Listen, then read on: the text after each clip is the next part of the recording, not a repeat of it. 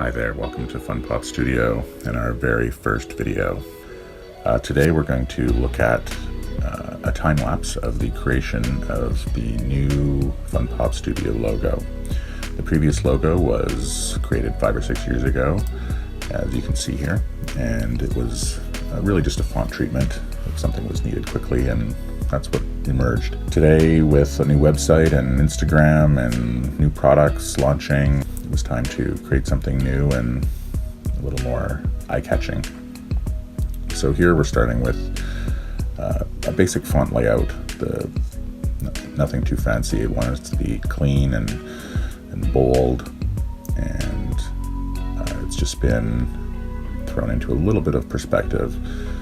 Here I'm laying out the guidelines for there's depth will be added to each character, and these lines will help create all the various surfaces within these cutout holes, if you will. So a little cleanup here. I'm actually trying to figure out what I am doing as I go through the process, what the best technique would be. Here I'm trying to lay out exactly shapes on top of the letter template, and decided that was not the way to go. I start creating the shapes, overfilling so that the proper shape can be booleaned out of the original letter. So here I've created a triangle that does match pretty closely to the shape of the original letter. I'm going to go through and create all the various surfaces that are required to give the illusion that the letter is a hole punched out with lit colored surfaces receding into the abyss. So here, just again trying to perfect the technique and figure out what I want to do. Now that I've finally decided I'm going to boolean the shapes out of the letters, I've created multiple copies of the Funpop word, and we'll use those as when you boolean each shape is when they're combined you lose the original shape. So that's why I've created multiple copies of all the letters, so I can create all the various pieces that go into making up each letter.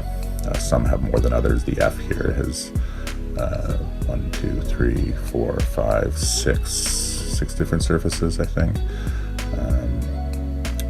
So creating all of those, and then I'll start diving into, so here you can see the receding of the whole effect. Here I'm doing the colorization of the letter, so each letter will be a different color, and with the light of the surface being near the top of the hole, and as the surfaces recede down, they get darker. I don't think I ever go to black or anything even close to that. I want it to be a colorful logo, not too high contrast. The logo will eventually appear on white and black, so it wants to be the coloring wants to be fairly neutral. It doesn't want to go too dark, too light, otherwise it'll get lost on the background. I'm creating it on white, and then later, once I will take this into Photoshop and adjust the colors so it looks better on white and on black. So there's the F is done, and kind of taking a step back and looking at it. Moving on to the U, trying to pick, each one will be a color that I will pick as I go through them, and then I'll tune them later. But this one is going to be blue, so just basic blue colors are being used for the various shapes. This one only has 3, so this goes a little faster. I think I'm doing this video at this point is at 1,000% sped up. The overall process took about an hour and a half, 2 hours. So yeah, picking my blue tones here, which I will, I think, change later, but this gets the basic shapes punching out as they should. each gradient I add to each surface wants to give a little bit of an illusion that the light is coming from above, getting darker the deeper you go into the hole. I think I will add multiple gradients, translucent gradients on top of each shade to really refine where the shadow is falling and the light is falling.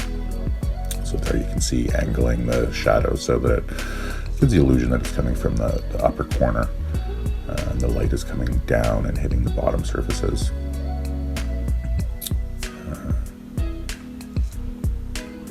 Some shape problems here that need to be cleaned up.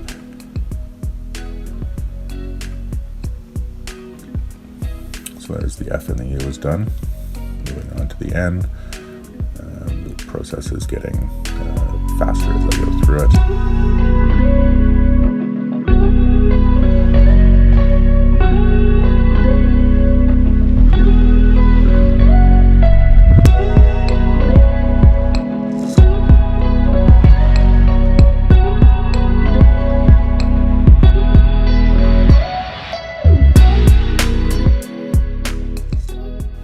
Going with sort of a deep, rich orange to the N.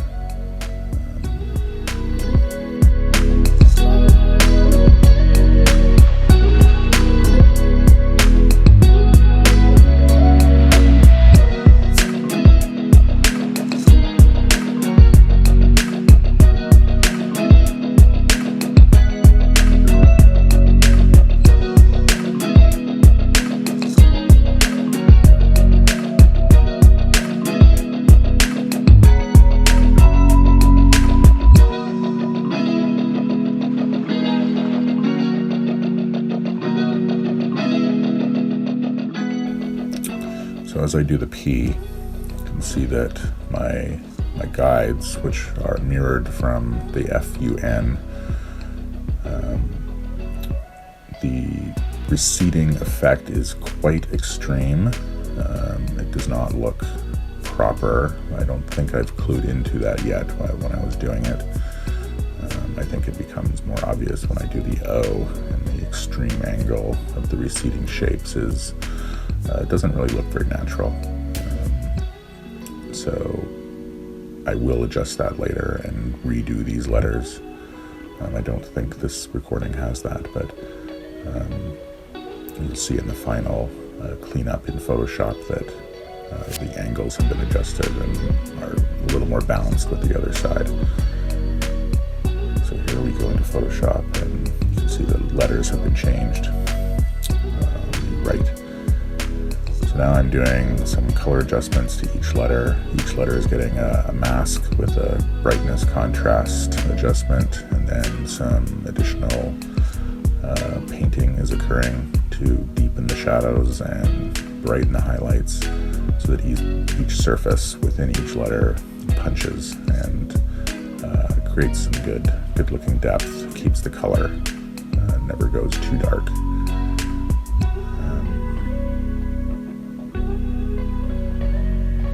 Some slight color adjustments on each letter as well. Brightening, darkening, deepening.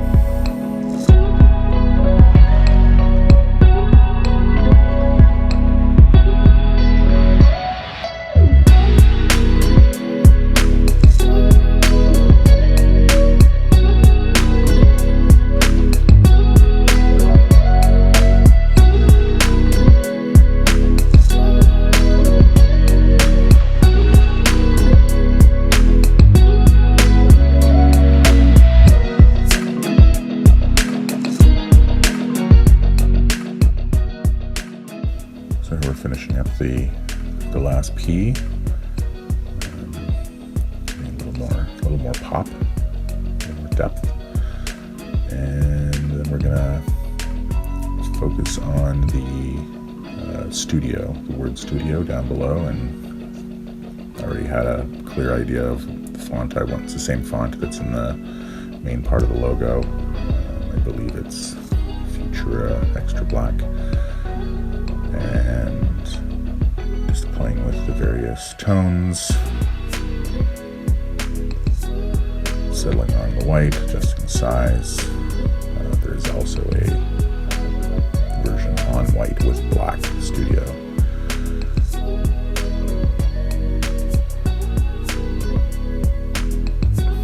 And there's the finished logo. So this now is already appearing on Instagram and the new website and YouTube profile, Facebook profile, and there you go. Thanks for watching.